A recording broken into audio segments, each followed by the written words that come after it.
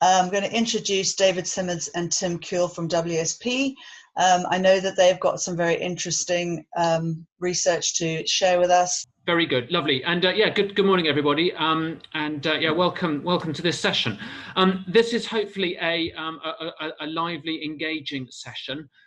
You will see that we're using a program called Menti to try and get your input and your feedback as much as possible. So this isn't very deliberately a traditional webinar where you just sit and listen. We've done enough of that, and we know that that's pretty deathly boring. So deliberately we've set this up to be quite interactive. And the background to why we want to be talking about Future Ready Universities is I lead a program in WSP that challenges our staff to see the future more clearly and then to design to that future as well as just current codes. And the reason for that is a lot of what we design as engineers is that we reach for a rule book, very often a book of standards or codes. That's something that engineers are driven by. And we know from our research that if we just follow standards, very often the buildings and the infrastructure that we design those trends are in no way cover, or the standards that we follow in no way cover the trends that we expect over typically the design life of buildings and infrastructure, which can be absolutely decades. So Future Ready is now a global innovation program for us. We've done some previous research on Future Ready hospitals. We're doing some work on Future Ready railway stations. And the purpose of this session is really to share with you just some draft outputs from Tim, looking at what are the trends that we are expecting from Future Ready to design Future Ready universities. What are the trends that we will see affecting universities over the coming decades? And then how can we design for those today? So before we pass over to Tim to crack on with some of the 4 or 5 key trends that we are expecting, we've just got the first of a few quick fire Menti questions to ask you. So hopefully you've all gone on to www.menti.com. You've entered 562104. And let me just then ask, we've got 3 or 4 very quick questions to ask you now, and here's the first one on the screen now. So please answer away.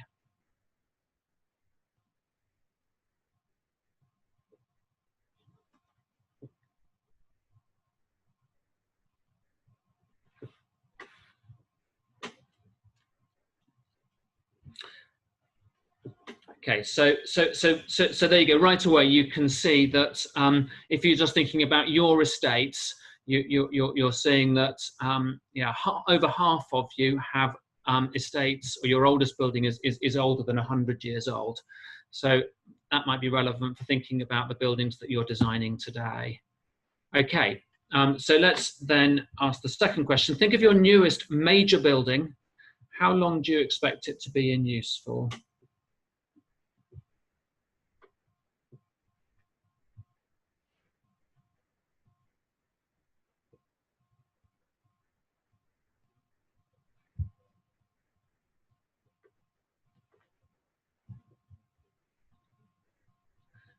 Okay. So again, hopefully this gets you a little bit in the mindset of the sorts of time horizons that you're thinking of there. Okay, next question. So here you can choose up to 3. So when you're thinking about, for example, your last major building, who has most influence on the building design?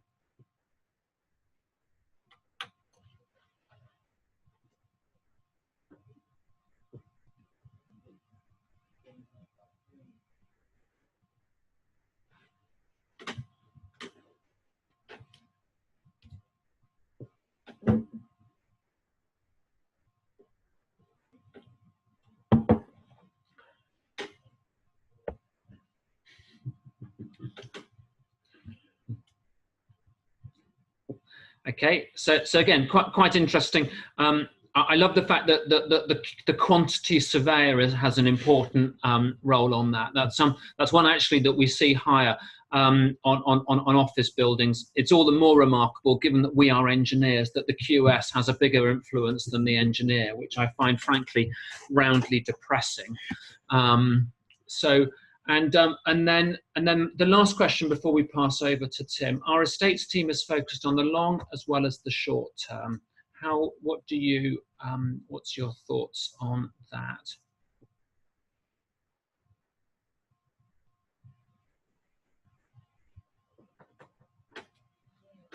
I appreciate that some of you are probably in an estates team, and so, but feel free to answer away openly on that. Okay, so that's actually quite encouraging.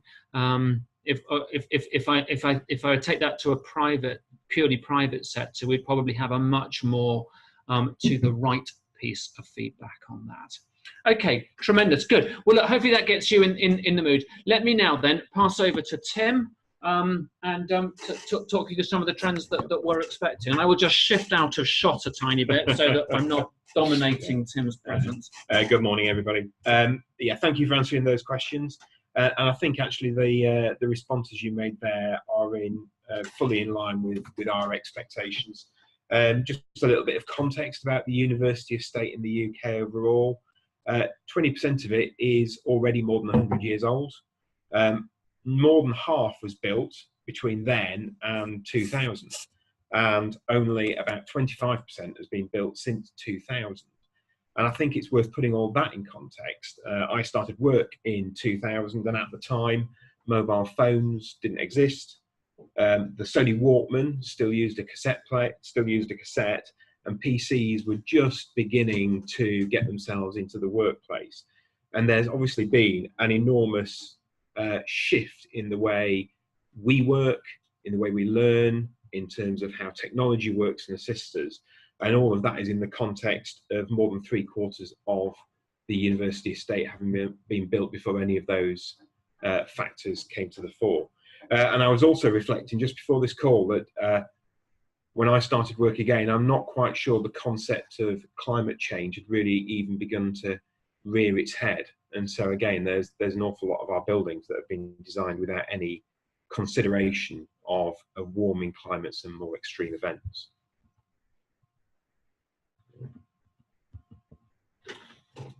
So in terms of the major trends that we see, we think that fundamentally some of it is going to be about the role of universities in the wider economy and how we deliver students into that economy. And I've reflected on the left there, and what do universities do now? I think the general conception of where universities are. So research is done on the back of where funding can be achieved. There's still an awful lot, although it's decreasing, a function of just teaching students. Lots of work in silos, so we recognise the ongoing strength of departments and faculties, and a rather informal approach to providing life and career training. And we see that probably having to change in response to a whole host of drivers in the future, where universities are probably going to have to realign their research activities so they are more aligned at the burning national and global questions, more about helping students think and consider for themselves in a world of far too much information, working seamlessly together across departments and breaking down some of those barriers, and probably most importantly, preparing students for a life of learning and development. And we think in the context of that, there are 5 major trends, which we'll cover briefly this morning. Number 1 is about the change in demographics and the changes in the expectations of how we learn as a result. There is the global development of academic effort and what that means in terms of the changing face of research and how we work. There's a whole host of issues about society and economy. It wouldn't be looking towards the future if we didn't look at technology and how it changes the way estates operate, and of course, weather and adapting to that change. And we try to look at the major trends here and recognise that in some cases different universities with different mixes of activities may not be affected in quite the same way by all of these, but certainly you will be touched by a number of them. So first, if we touch on lifelong learning and students as customers, I think there's some very, very interesting changes in the way universities have operated in recent years, and the way in which the job market has changed as well. So astounding figures there, that 85% of the jobs that we'll be doing in 2030 haven't been invented yet. So how on earth do we train students and give them the skills that they need? That the children of today are going to have at least 5 different careers over that time, and as a result they're going to have to retrain any number of times. And I think as a result of that, we're probably moving away from the traditional role of universities in delivering knowledge and skills to one where it's more about competencies, it's about the ability to network and to have critical thinking as part of that skill set. And that's going to, and we need to think about this in the context of how fast things will change in the future. A few facts: 100 years ago, it took 25 years for 10% of the US economy to use the phone. When tablet computers came out, it took 7 years to achieve that same market penetration. During a standard 3-year university degree course, most of the information that we would learn will be out of date by the time that course is finished. So there's huge changes in the way we're going to have to teach people in the future. And what does that mean? Well, I think it's going to mean very significant changes in the way that we teach. There's a lot more focus on things like game-based working, simulation, rather than the standard approach of lecturers standing up in front of classes.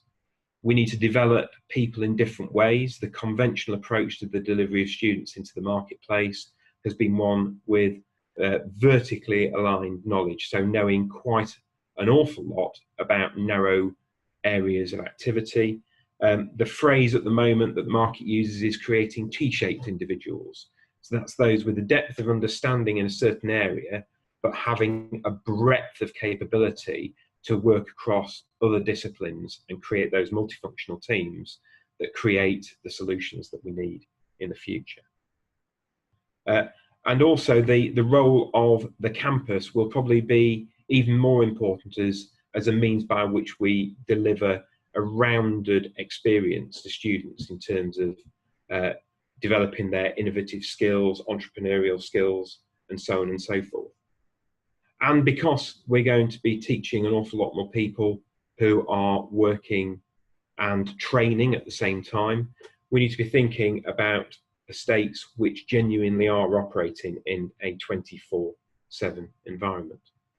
So I just thought I'd take a few very, very quick case studies to try and look at some of the sorts of things that can be done, drawing on our own experience and those from others.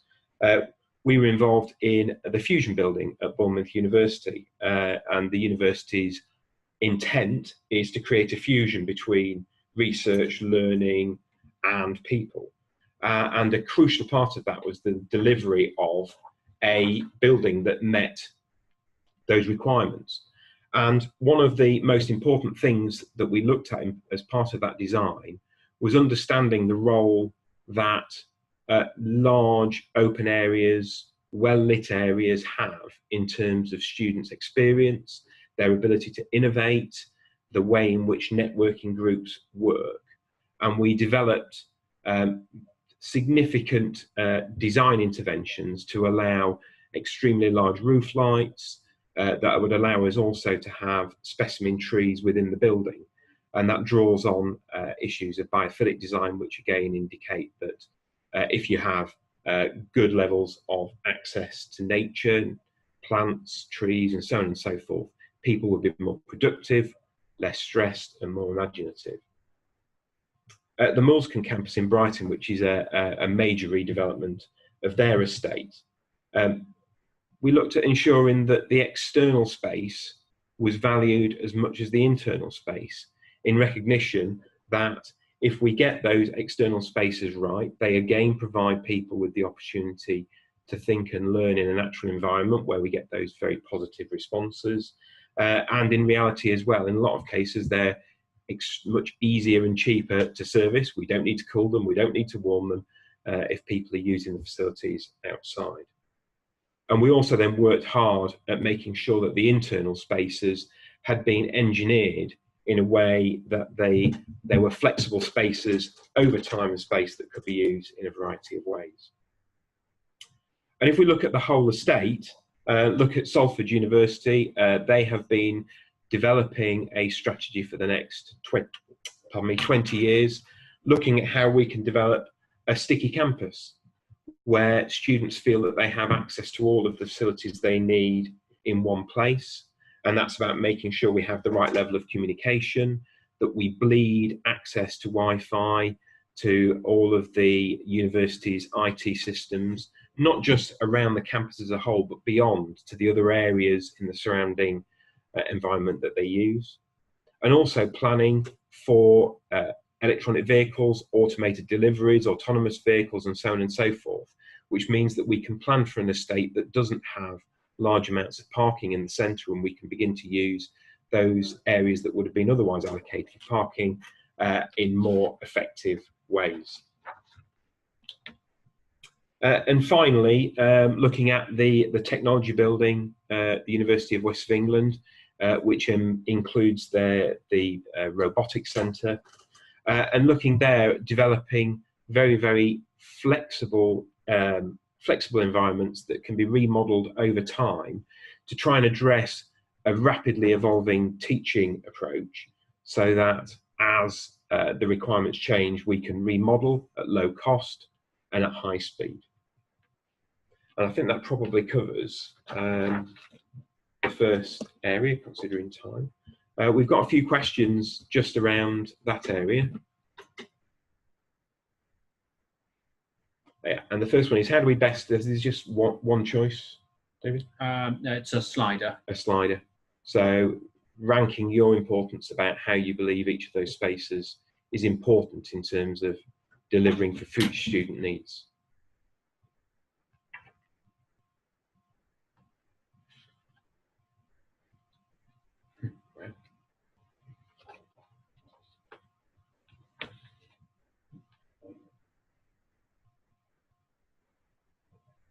Well, thank you very much for that. I think it's interesting.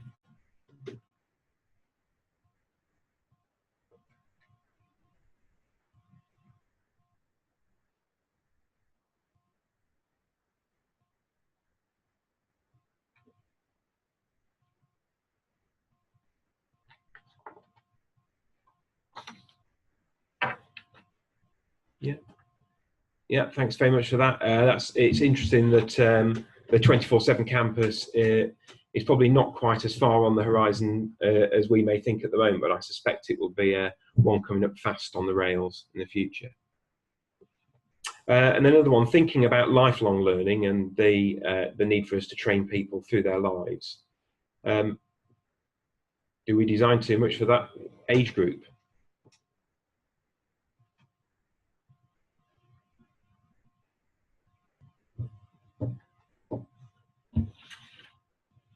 I think that's good to see that we already believe that we're on the right tracks in terms of making sure we deliver for everybody that could be part of the cohort. Right, if we move now on to technology and how it will change the way we learn, teach and research. There's been a huge change, as I'm sure you will know, around the way in which we teach.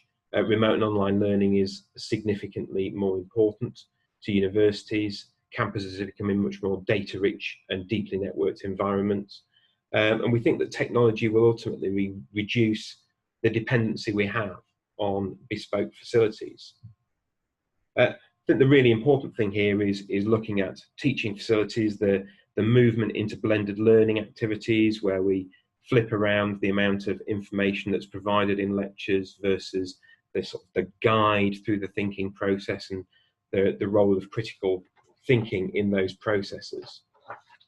And I think the crucial bit there will be making sure that we have facilities that are capable of meeting the needs of the natives to this technology, rather than those like myself who are relatively late adopters, and also looking at how we make the most of megadata and collaborative multidisciplinary research. So again, just looking at some of the challenges and the ways in which some universities are looking to try and adopt around technology. Again, University of Salford looking at developing this whole estate strategy and very, very deeply looking at the role of technology within that, and trying to create that seamless environment for students so that wherever they are, be in formal teaching and learning facilities, in a cafe, somewhere in the rest of Salford, they can access their learning requirements and move from there.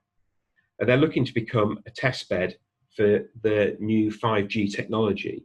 For those who are familiar with it, and some of you may, that will be a step change from 4G that we have today, providing almost incredible levels of communication and capacity, and effectively enabling the Internet of Things, which will allow both estates and individuals to function more effectively.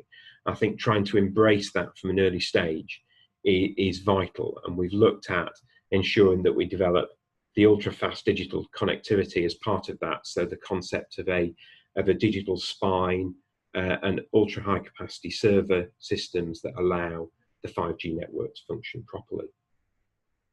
And another part of that is actually making sure, and this is where we touch very closely on estates, is making sure that we are able to manage that estate effectively by having digital asset management embedded in everything that we do. So that allows us to monitor space utilization as effectively as possible, and that allows us then to reflect that in terms of flexible timetabling, agile space allocation, and so on and so forth. So what other individual building interventions are we seeing? Well, at the moment, Leeds Beckett University is creating the Creative Arts Building, and that is one that is trying to bring together, it's responding to the need to bring together a wide range of different departments under one roof, all of which are technology heavy, but where our ability to guess exactly where that technology is going is extremely limited. So what have we done to try and enable that? Well, the key part of the plan is to develop a very robust servicing strategy. We recognise there are some elements of the building which will be common to all in terms of things like air conditioning, lighting, and so on and so forth. But running in parallel with that, we've got separate servicing strategies that allow different parts of that building to be upgraded, changed, managed and monitored separately, so that we can update their requirements without the rest of the building being impacted in any way. And we look at the research hub at the University of Glasgow. That's there to foster this interdisciplinary working. And they're, again, trying to look 40, 50, 60 years ahead in terms of the research requirements, extremely difficult. So we have embedded within the whole of the design of that building the ability to change, swap, upgrade, modify and enhance the building services so that we can adapt to changes and moves away from wet labs into more computer simulation based approaches to assessing the benefits of research. And we've adopted a loose fit structural strategy, which means that over time we can adapt to the requirements of the industry partners that the university works with, so that we can create exactly the right spaces at exactly the right time over the lifetime of that building, which is one of their major investments for the next 20 or 30 years. So that's a very brief view on technology, and I think we've got a question or two again. Yeah, so here, again, a slider question: how best do we adapt to the future teaching and learning needs? Is it about hardware? Is it about software? Is it about the people, the lecturers and teachers, so they're better placed to adapt to new methods?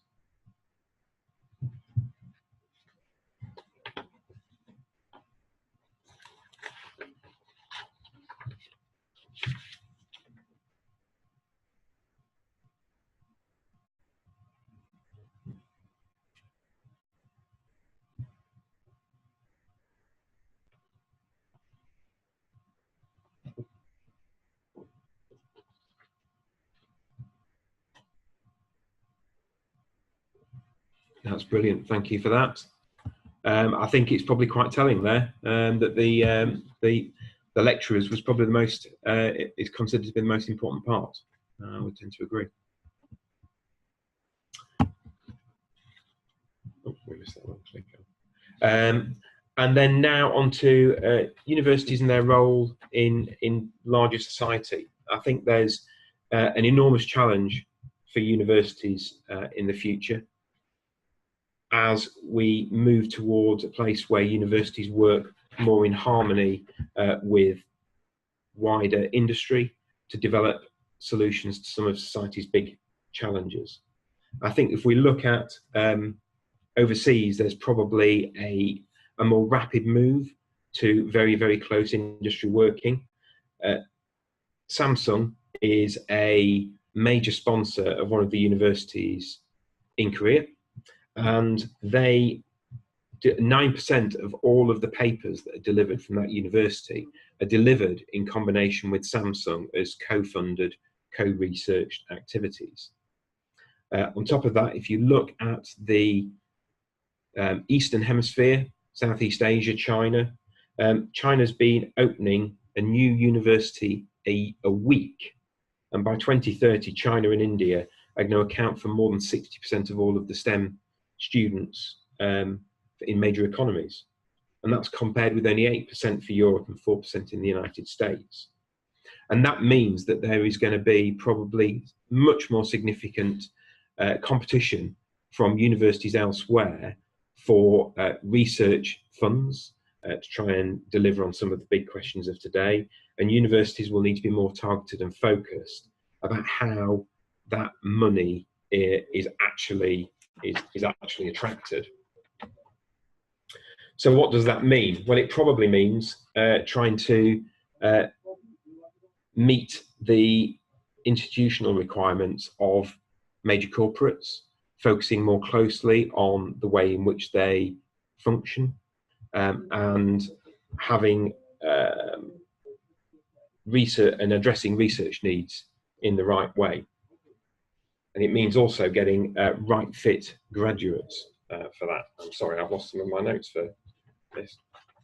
Oh, no, there we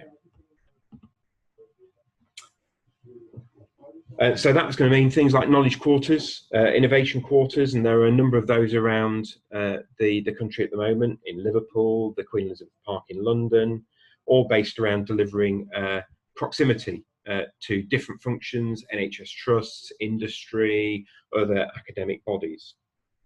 And what's the importance of that? It's getting together the wide range of different people who input into developing some of those major solutions. We look at the Institute of Advanced Automotive Propulsion Systems that Bath University are currently delivering. That's not being delivered on the campus, it's being delivered on a science park close to the university, where it maximises access not only to the university staff, but to a whole host of high technology activities in the surrounding area, the National Composites Centre, and all of the civil aviation experience that sits in the Bath and Bristol area. And what we're trying to do, we're recognising the fact that the speed at which that part of the industry, in terms of electronic fuel cell propulsion for vehicles, is moving at an unprecedented rate, and the building needs to be able to respond to that as effectively as possible. So we've actually, in the process of designing it, we've had to reconfigure our expectations with the university about the take-up of batteries as part of their portfolio of research, change the building significantly to allow it to adapt over time, expecting that battery technology will become probably the single most important part of their research, and that has major impacts in terms of the way the building is configured over time. And importantly, it also reflects on making sure we provide buildings that respond to corporate partners' requirements. So they partner with McLaren, Jaguar Land Rover and Ford, and there's an expectation from those organisations about the way in which the building feels and operates, the way it looks, and we make sure we deliver the right quality and the wow factor at the front of house to make sure that works properly. If you look similarly for the University of Swansea's Energy Safety Research Institute, again, that looks at making sure we provide a flexible resource that most importantly is focused around being able to flex around corporate sponsors and partners' requirements in the future to make sure that we can deliver on the widest range of activities. So that building has been designed with very carefully around the requirements in terms of vibration sensitivity and detailed modelling about the understanding about the way individuals move around that building, so that we can engineer in the right amount of management of vibration whilst at the same time not making the building unaffordable. And I think probably most importantly is thinking about the role of big data and the move away from physical exploration and investigation into digital investigation as part of universities' activities. One of the things it's very easy to forget is that we need to engineer in the right amount of security to enable those buildings to be usable over the next 40 or 50 years in whatever form they do. And again, with the data science building, again at Swansea University, huge amounts of work done there to ensure that it will meet current and future security requirements, so that as more and more sensitive information is made available, we can provide a building which is unobtrusive in terms of the security, so it feels like a nice place to work, it feels like a welcoming place for partners, but at the same time provides the security that will be essential if organisations such as the NHS are going to make available any of their sensitive information. And finally, I'd say in terms of innovation quarters, it's very easy to think about bringing together organisations in close proximity, allowing people to meet serendipitously, to develop new methods of research.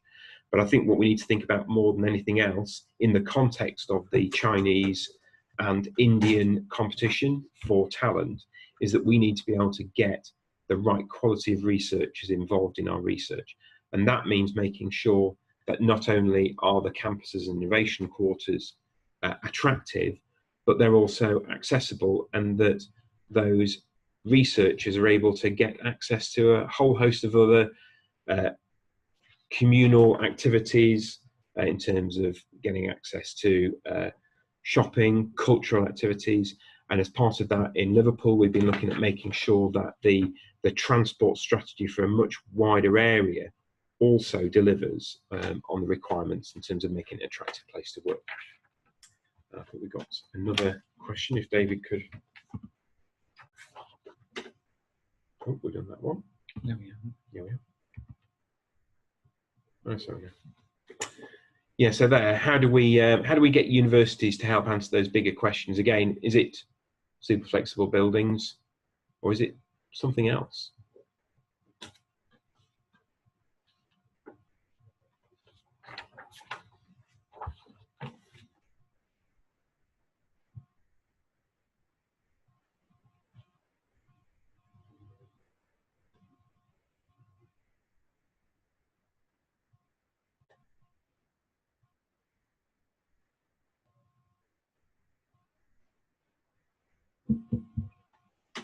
That's brilliant. Thank you very much. Those super flexible buildings are a winner every single time. And if we then move on to the instrumentation of buildings and campuses and looking at smart buildings and campuses going forward, Universities have historically been limited in terms of the way they operate, by the scale and complexity of the physical campus, and your ability to understand how individual buildings operate, how they're used in real time. And that means you end up, as I'm sure you all know, with large and sometimes underutilized facilities.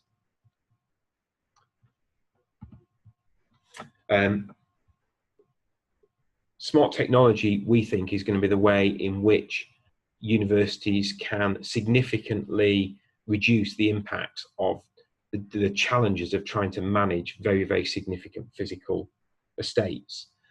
We think at the moment universities are right at the start of that journey in terms of the starting of automation to manage energy, but we see that there are some areas where some universities overseas are beginning to adopt certain elements of it, and we can see in the wider context of other sectors where the benefits could be delivered into the university estate. So just some of the areas where simple connectivity and automation of the estate can really help. First of all, we think in terms of full-scale air conditioning and analytics, we think that there can be up to a 10 to 25% saving in energy purely by looking at the loads and operations of individual spaces, to allow them to adopt very highly adaptive cooling approaches, looking at power down activities for elements of the building that aren't required from certain times. And we also believe that technology will, in the next year or so, allow us to undertake detailed modelling of individual energy draws from individual bits of equipment in buildings without the use of multiple monitors, that it can be done through waveform analysis to allow us to understand which bits of equipment are being used at which times. Space utilisation will also be, in terms of fine-grain censoring of individual spaces, we think will become commonplace. It's the holy grail of university estates to understand the function and use of individual spaces. And the more high resolution that understanding is, the better able to feed into both the static timetabling of buildings and also looking at dynamic use, which we'll talk about in a minute. There's also other opportunities, things like dynamic demand-based cleaning. If we know which rooms are used, which spaces are used when and how often, it's possible that the same effort can be reallocated in different ways in order to make sure that the more heavily used parts of the estate are maintained more effectively. But the real value comes in terms of connecting the estates to the users of those estates. And I'm sure you'll all have mobile phones with many apps on, and we believe that as soon as we've bridged the gap between the instrumentation and connectivity of the estate with individuals, we'll be in a much better place. Some of the things that we see that will benefit universities. First of all, the ability to look at the available of the university's resources. So that might be understanding where space is available that can be booked in real time. So we might then allow students to identify exactly the right space for their group activity to take place, rather than struggling trying to undertake a research project in a cafe. It might then be possible to open up those same facilities to the wider community, to allow those to be dynamically booked by others, which would then allow universities to meet some of its wider societal aims. And maybe that would also then allow a blending of the provision of where universities provide all of their own estate, all of their own facilities, to allow third parties to provide some of that estate as well, and for that to be managed dynamically between university requirements and wider industry requirements. I think there are also benefits in terms of connectivity between individuals as well, providing the improved ability to identify whether individuals on the research side, on the teaching side, are available for students or other researchers to engage with, and also to look at some of the simplest things like significantly improved wayfinding to reduce journey times between different courses and different activities. I listened with interest a year ago to the University of Sheffield saying that the best investment they could make was in improving pedestrian crossings on the roads that move between their different elements of their estate, because that meant they could improve journey times and they didn't need to provide another 30 or 40 million pound teaching facility. So providing that improved connectivity, allowing students to get between different teaching activities in the quickest time possible, is an easy win. And the US is leading the way in this. So a few examples.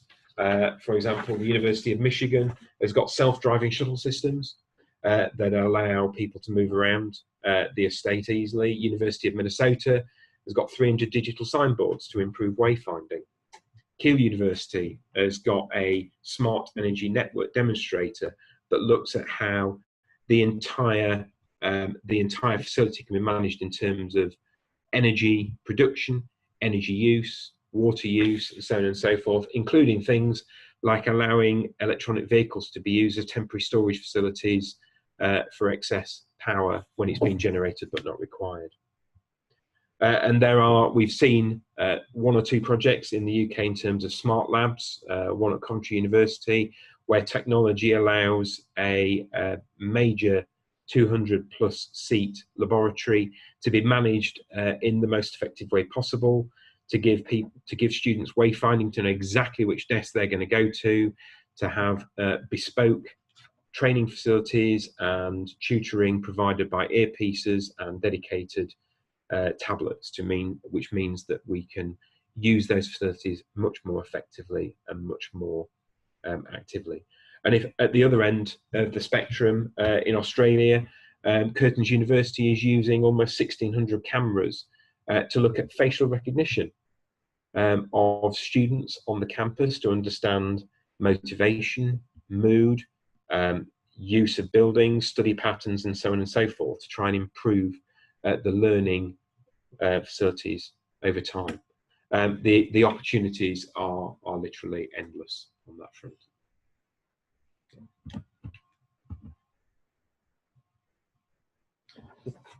So the real question with this and the challenge is, do you as estates teams think you know enough about smart systems to be able to specify and manage them?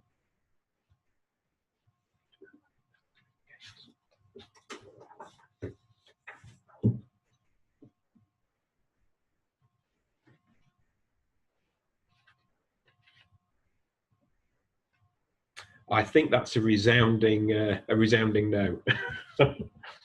Very finally, planning for future weather. It is dull, but it is vitally important as climate change changes the way our environment works. A couple of thought pieces for you in that. Number one, it's stating the obvious, but not all buildings are created equal. If you look at things like the Whittle Laboratory in Cambridge, it's got 9 wind tunnels. That is never going to be an energy efficient building. It's going to draw a lot, it's going to be hot, it will need to be managed in a different way.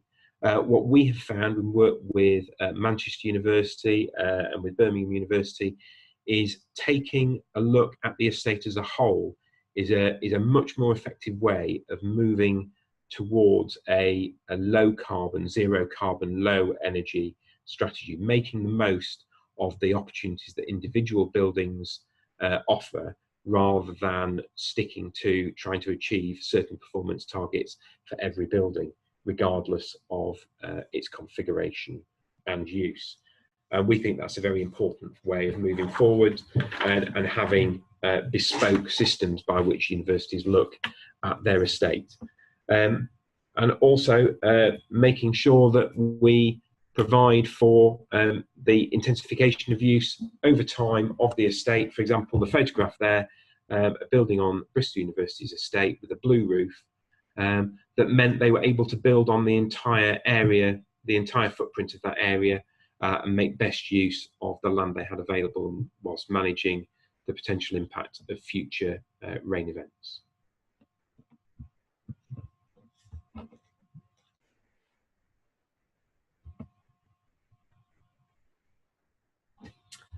Yeah, so a final question from me on this, but I know David's got a few. Sustainable building standards, things like BREEAM, SCAR, etc., etc. Do you see them as relevant as standalone documents in terms of designing future-ready estates?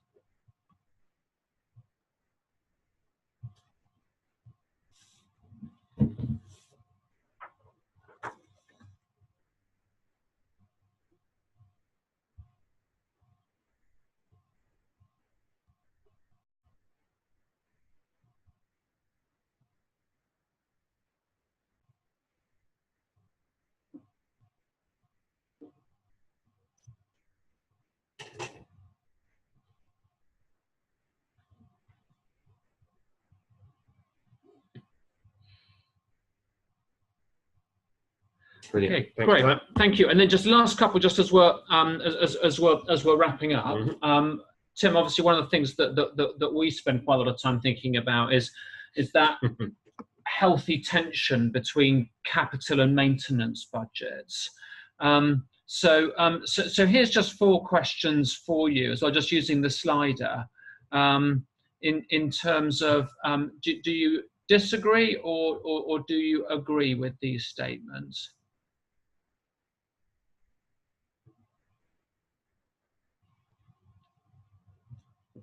We sometimes find that in terms of designing future ready, that this is the sort of the healthy tension.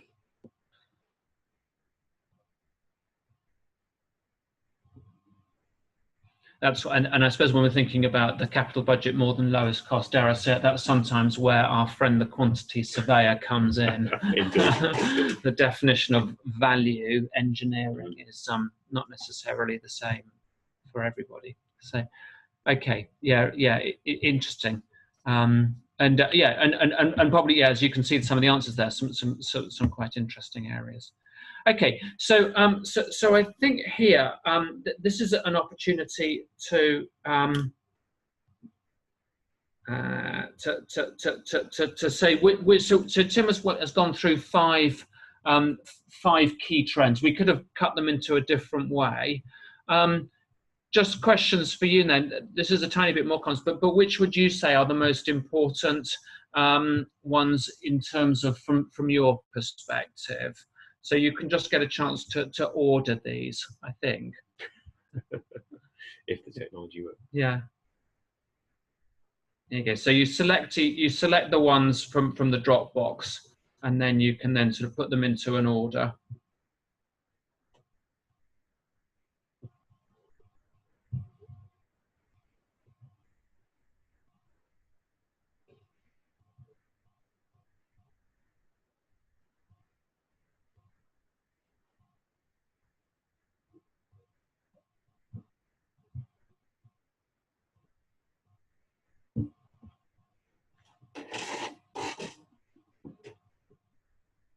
There you go. That's interesting. Tim, is that what you would have expected? Yeah, I sort of suspected that the lifelong learning and the change in the way in which universities were going to function in the future may be a little bit higher up. But aside from that, yeah. Interesting, very good. And then just a last question before we throw it open to questions from the audience is this is still very much a work in progress for us. The final version, which we'll be pulling together over the next couple of months, we will build on this. But one open question is, obviously that's our view based on our research. Are there other trends which you think are really important for you? Which we've not covered, which we think actually that they should be part of our research. I mean, one, for example, that we haven't spent much time talking about is when we talk about hospitals, a trend to electric and self-driving vehicles. Yep. In a hospital world. You just think about the amount of space that in a hospital world, how much space is taken up for car parking. You might think about that the same for universities as well.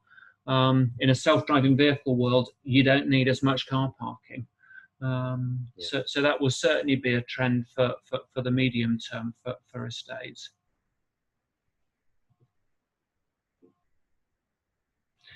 Yes, I'm surprised that it took us to number 3 to get Brexit. Yeah. Yeah, well, maybe we'll have a better understanding from that today.